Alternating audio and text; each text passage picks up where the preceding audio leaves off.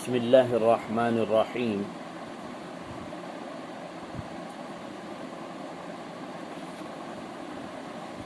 شافعی مسائل کو سوال جواب کے انداز میں بیان کر رہے ہیں۔ ما قبل سے یہ سلسلہ جاری تھا کہ اب تیمم کا باب جاری ہے۔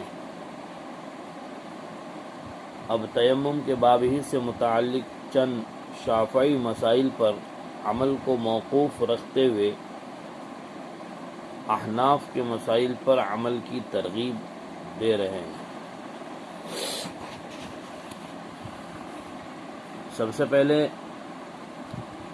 مسائل شافعیہ کو ملاحظہ فرمائیے۔ اگر عضو وضو پر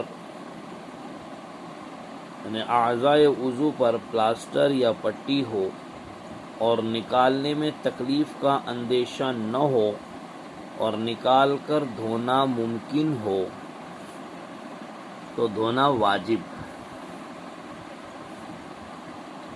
لیکن اگر عضو تیمم پر پلاسٹر یا پٹی ہو تو مٹی سے مسح کرے، اور اگر نکالنے میں تکلیف ہو تو نکالنا ضروری نہیں، لیکن اس وقت طہارت کے لیے چند چیزیں واجب ہے۔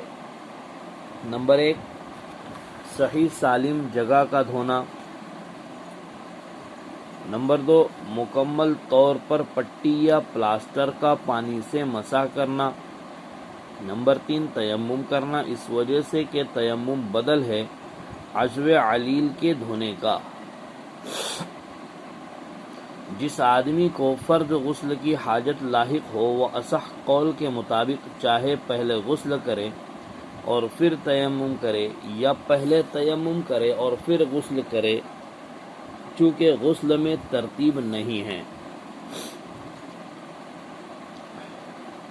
اور اگر وضو کی حاجت لاحق ہو تو جس وقت پٹی یا پلاسٹر والے اعضاء کو دھونے کی باری آئے تو اس وقت تیمم کرے، چونکہ وضو میں ترتیب ہیں۔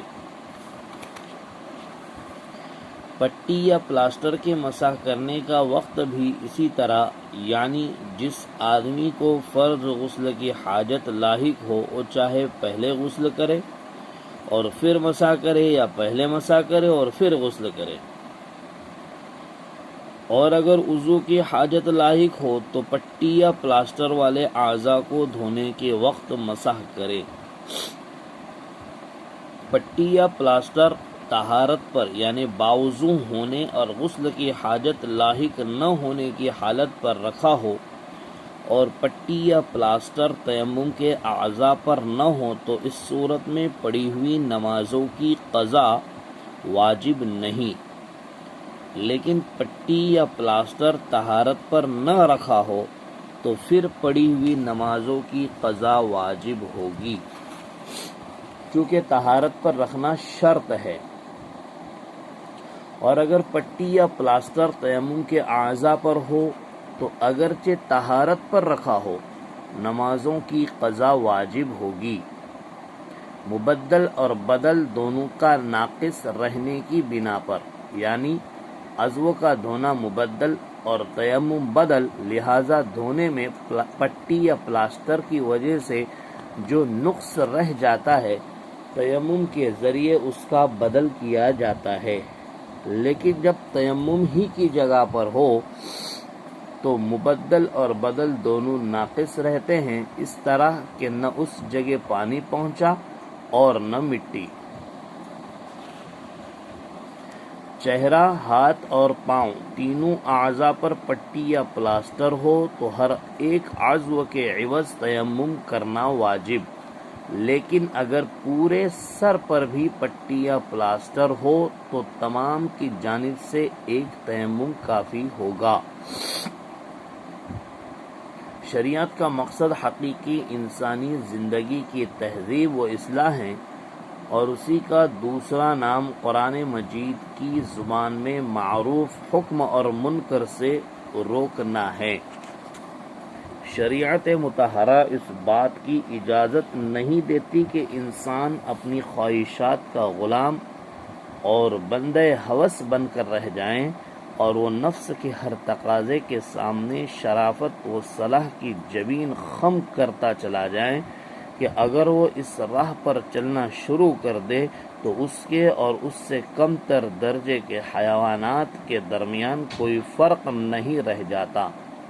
شریعت کی انہیں پابندیوں کے پس پردہ ان کی اصلاح و تربیت کی تدبیروں کو فقہا تکلیف کہتے ہیں، لیکن جہاں ایک طرف اس نے انسان کو پابند زندگی کا مکلف بنایا ہے اور حلال و حرام کی حدیں قائم کی ہیں، وہیں چونکہ اس شریعت کا سرچشمہ کائنات کا خالق و رب ہے، اس لیے اس کی ربوبیت اور اپنی مخلوق کے ساتھ رحمت و رأفت نے اس بات کو بھی گوارا نہیں کیا ہے کہ یہ قانون تکلیف اس قدر سخت ہو جائیں کہ اس کی اس ضعیف مخلوق کے لیے اطاعت و فرما برداری دشوار ہو جائیں۔ چنانچہ ارشاد باری ہیں وَمَا جَعَلَ عَلَيْكُمْ فِي الدِّينِ مِنْ حَرَجٍ، اور اس نے تم پر دین کے احکام میں کسی قسم کی تنگی نہیں کی۔ زرخشی رحمت اللہ علیہ نے امام نووی رحمت اللہ علیہ کے فتاوی سے نقل کیا ہے کہ ان سے کسی مقلد مذہب کی بابت دریافت کیا گیا، کیا اس کے لیے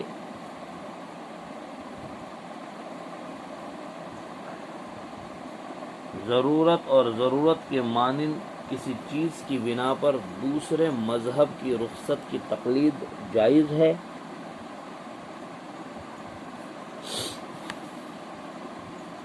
امام نووی رحمۃ اللہ علیہ نے اس کا جواب مثبت یعنی ہاں میں دیا، مطلب ضرورت اور ضرورت کی مانند کی بنا پر دوسرے مذہب کی رخصت کی تقلید کو جائز قرار دیا۔ احکام بدل جاتے ہیں، تبدیل جب زمانہ ہو جائیں، یعنی تبدیل زمانے کی بنا پر احکام بھی بدل جاتے ہیں۔ چنانچہ حالات حاضرہ کے پیش نظر شریعت کی روح سے باب تیمم سے متعلق چند مسائل میں مسائل حنفیہ کی رعایت کی گئی ہے تاکہ آسانی سے اور بلا مشقت عمل کیا جا سکے، اور مسائل حنفیہ یہ ہیں۔ سوال: کسی عضو پر پٹی یا پلاسٹر ہو تو کیا کرے؟ جواب: اگر پٹی یا پلاسٹر کو نکالنے میں تکلیف کا اندیشہ نہ ہو اور نکال کر دھونا ممکن ہو تو دھونا واجب ہے، اور اگر دھونا ممکن نہ ہو تو اس جگہ صرف پانی کا تر یعنی گیلا ہاتھ پھیر لے، اور اگر پٹی یا پلاسٹر کو نکالنے میں تکلیف کا اندیشہ ہو تو پٹی اور پلاسٹر پر تر ہاتھ پھیر لے، اور اس طرح کرنا دھونے کے قائم مقام ہوگا۔ پٹی یا پلاسٹر کا طہارت پر رکھنا شرط نہیں، لہذا اس حالت میں پڑی ہوئی نمازوں کی قضا واجب نہیں، چونکہ ایکسیڈنٹ وغیرہ ہوتے ہی سب سے پہلے مریض کو ہسپتال لے جانا ضروری ہوتا ہے تاکہ جان یا کسی عضو کو نقصان پہنچنے کا اندیشہ نہ ہو، اور ظاہر ہے کہ طہارت کی وجہ سے لے جانے میں دیر نہیں کی جا سکتی۔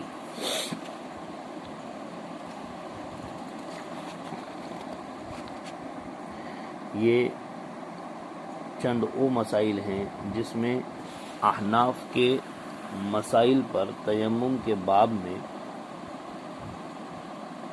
رخصت اور اجازت دی گئی ہے۔ یہ تیمم کا باب یہاں اختتام پذیر ہوا ہے۔ اب نجاست اور اس کی پاکی کیسے حاصل کریں اور نجاست سے پاکی حاصل کرنے کا مکمل بیان انشاءاللہ آئندہ شروع ہو جائے گا۔ آپ سے گزارش ہے آپ سنیں اور آگے شیئر کرتے رہیے۔